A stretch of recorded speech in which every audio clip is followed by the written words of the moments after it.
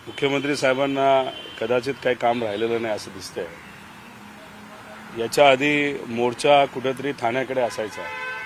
ठाण्याची ताकद आपल्याला कशी कमी करता येईल, कारण कालच अमित शाह साहेबांनी सांगितलं आता कुबड्या नको, कुबड्याचा आता वापर करून झालेला आहे, आता कुबड्या फेकून टाकायच्या आहेत। म्हणजे हे दोन पक्ष ठाण्याला अडचणीत आणण्याचा प्रयत्न याच्या आधी झाला। आता VSI मध्ये आपण जर बघितलं तर ऊस, शेतकरी, इंडस्ट्री याच्या खूप मोठ्या प्रमाणात आतापर्यंत काम करण्यात आलेलं आहे।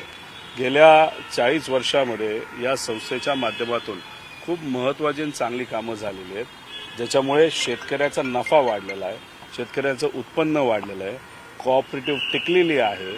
आणि तिथं जर आपण बघितलं तर राजकारणाच्या पलीकडे जाऊन सर्व सदस्य आहेत, सर्व पक्षाचे आहेत, तिथं कुठल्याही प्रकारचा भेदभाव हा कधीही मानला जात नाही, त्या पद्धतीने वागलं सुद्धा जात नाही। पवार साहेबांच्या मार्गदर्शनाखाली आतापर्यंत ती संस्था चालत होती। अजितदादांचा सुद्धा एक खूप मोठा वाटा आहे तिथं निर्णयामध्ये, आणि म्हणूनच कदाचित असं वाटतं की एका कुबडीला तर अडचणीत आणलेलंच आहे, तर दुसऱ्या कुबडीला अडचणीत आणण्यासाठी कदाचित हा जो काही मोर्चा आहे बीजेपीचा तो बारामतीकडे म्हणजे दादाकडे वळवण्यात आलेला आहे। हास्यास्पद आहे। आम्ही त्यांना 1200 पानाचे पुरावे देऊन सुद्धा जिथं करप्शन झालंय, तिथं 5-5 हजार कोटी रुपये खाल्ले, त्या बाबतीत मात्र ते कुठेही काही करत नाही। तिथं महाराष्ट्र भूषण पुरस्काराच्या बाबतीत 16 लोकांचा दुर्दैवाने मृत्यू झाला।